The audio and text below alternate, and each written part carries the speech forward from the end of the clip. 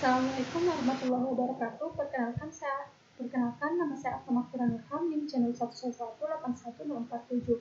Jadi pada kali ini saya akan melakukan pengambilan sampel forensik pada korban yang telah meninggal. Adapun alat-alat yang telah dipersiapkan yaitu ada spoid, kemudian ada spekulum, ada kapas lidi, kemudian ada kaca objek, kemudian ada kapas alkohol, dan juga ada turniket. Baik, sebelum kita melakukan pemeriksaan, sebaiknya kita melakukan cuci tangan 6 langkah atau cuci tangan rutin, dan juga memakai handscoon terlebih dahulu. Baik, yang pertama, setelah mencuci tangan dan menggunakan handscoon, kita melakukan pengambilan sampel apusan vagina. Jadi yang pertama itu kita minta pasien untuk melepaskan pakaian dalam, lalu kita posisikan dalam posisi leukotomi. Kemudian setelah itu kita inspeksi daerah genital eksterna dan kulit di sekitarnya. Kemudian kita melihat tanda-tanda trauma dan bukti lain sebelum dilakukan pemeriksaan spekulum. Jika terdapat trauma, noda, atau debris, kita dokumentasikan dan ambil sampel. Baik, setelah itu kita basahi spekulum dengan air hangat dan air hangat yang steril.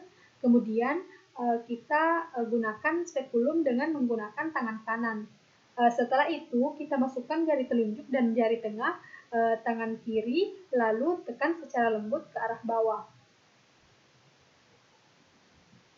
Setelah itu ditekan, kita masukkan spekulum dengan posisi vertikal, lalu putar tangkainya ke arah bawah.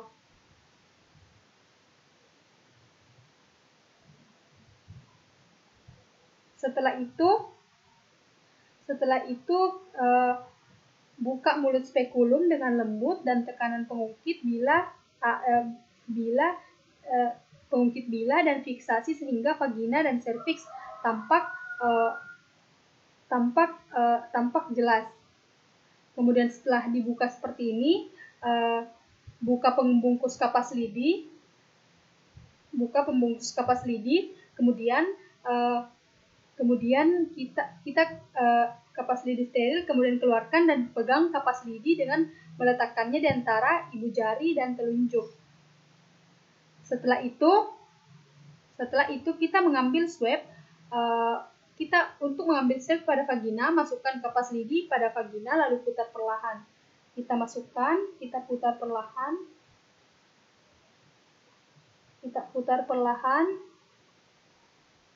Baik, setelah itu setelah diputar perlahan, kita pastikan kapas lidi menyerap spesimen pada daerah tersebut. Kemudian kita keluarkan perlahan tanpa menyentuh spekulum dan pulpa.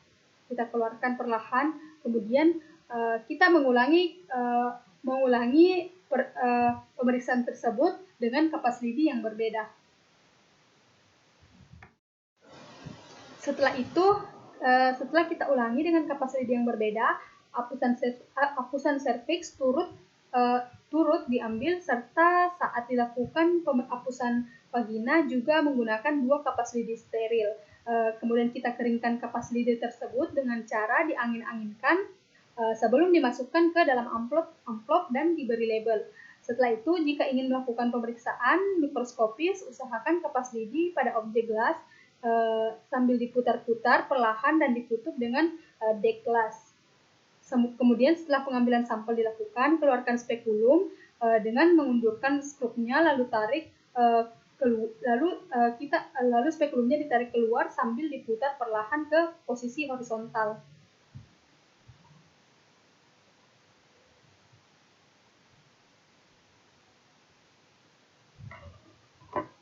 Baik, setelah itu kita masukkan spekulum ke dalam larutan klorin 0,5%.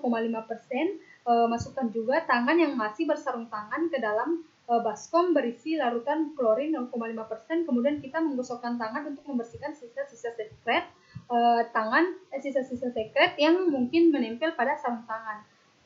Kita masukkan ke dalam larutan klorin. Setelah itu kita gosok tangan dan juga kita gosok kita cuci spekulumnya. Setelah itu kita lepaskan kedua sarung tangan dan kita buang dalam tempat tanpa medis dan melakukan cuci tangan asepsis.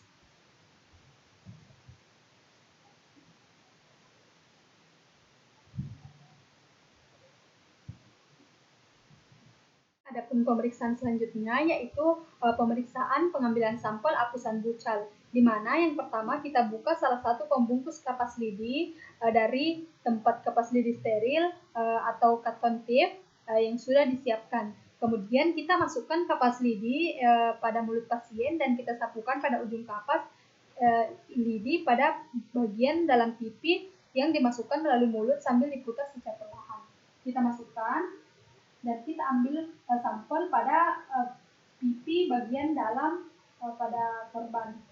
Kita putar secara perlahan, setelah itu kita ambil kembali dan juga kita tempatkan kapas lidi tersebut dalam amplop kecil.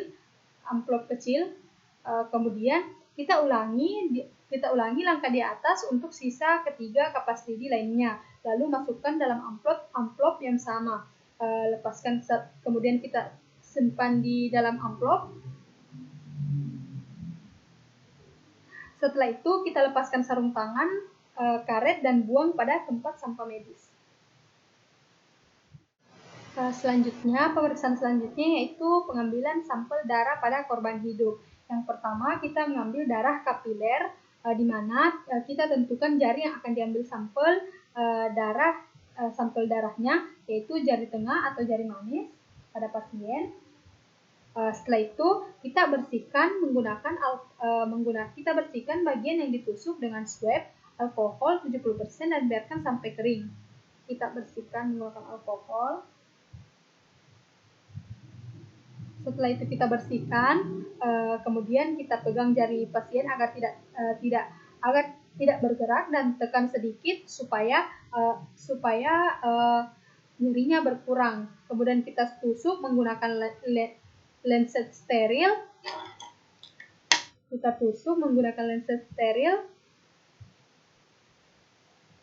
Kemudian hapus tetesan darah pertama dengan kasa steril. Kita hapus dengan kasa steril hapusan darah pertama.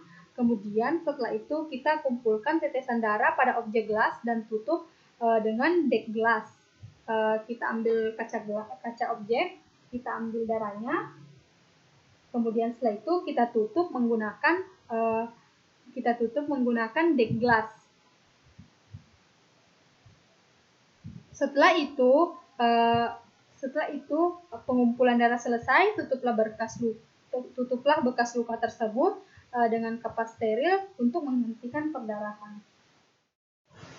Kemudian pemeriksaan darah vena, di mana posisi pasien duduk atau berbaring dengan lengan lurus. Kemudian kita tentukan tempat pengambilan darah vena di vena media cubitis. Kemudian kita lakukan desinfeksi pada bagian tersebut menggunakan alkohol 70%. Kita bersihkan. Setelah kita bersihkan, kita minta pasien untuk mengepalkan tangan dan pasang tourniquet kurang lebih 10 cm di atas lipat siku.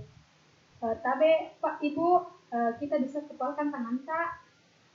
Setelah mengepalkan tangan, kita pasang tourniquet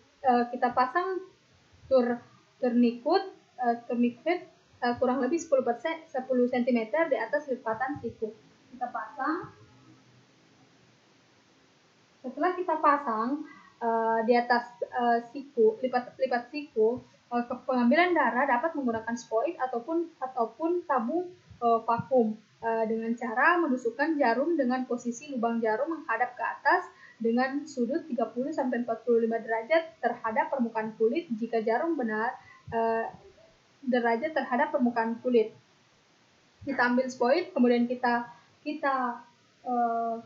masukkan, suntikan ke dalam pembuluh darahnya.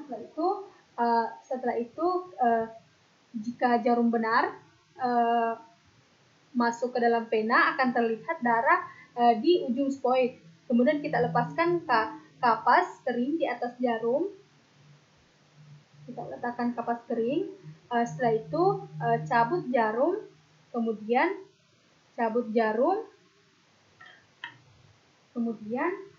kita lepaskan tourniquet dan pasien diminta melepaskan kepal tangannya. Kita lepaskan tourniquet. Setelah itu, ibu bisa kita lepaskan kepalan tangan tak.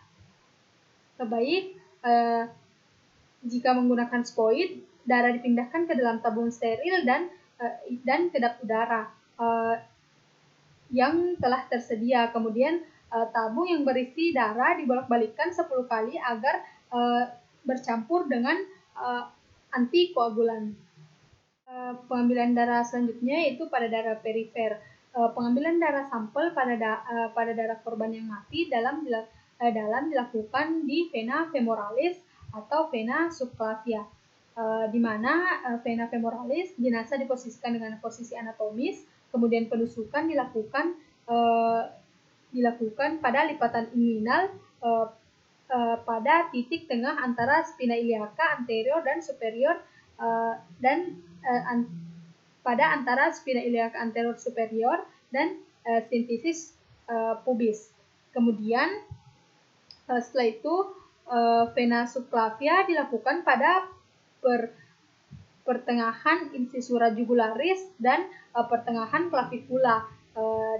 Darah sentral, sampel darah sentral diambil pada ventrikel kiri jantung dan dilakukan saat autopsi atau bedah mayat. Pengambilan darah selanjutnya yaitu pada darah perifer. Pengambilan darah sampel pada darah korban yang mati dalam dilakukan di vena femoralis atau vena subclavia, di mana vena femoralis jenazah diposisikan dengan posisi anatomis, kemudian penusukan dilakukan pada lipatan inguinal pada titik tengah antara spina iliaca anterior dan superior pada antara spina iliaca anterior superior dan simfisis pubis. Kemudian setelah itu vena subclavia dilakukan pada pertengahan incisura jugularis dan pertengahan clavicula. Darah sentral, sampel darah sentral diambil pada ventrikel kiri jantung dan dilakukan saat autopsi atau bedah mayat. Selanjutnya, pengambilan sampel urin, di mana pada korban mati dapat dilakukan secara kateterisasi atau punkis suprapubik, di mana punkis suprapubik itu kita tentukan titik tempat melakukannya punkis, yaitu pada garis tengah tubuh sekitar 1 sampai 2 cm di atas simfisis pubis. Kemudian setelah itu kita tusukkan spoid pada lokasi tersebut sedalam kurang lebih 3 cm dengan sudut 10 sampai 20 derajat ke arah kaudal. Kita tusukkan. Setelah kita tusuk, kita aspirasi urin sesuai volume yang dibutuhkan. Lalu setelah kita ambil, kita cabut spoid, kemudian kita pindahkan urin ke dalam wadah yang bersih dan kita beri label. Setelah saya pindahkan ke wadah yang bersih, setelah itu kita beri label. Setelah semua pemeriksaan selesai, kita buang sarung tangan ke tempat medis, lalu kita melakukan cuci tangan 6 langkah.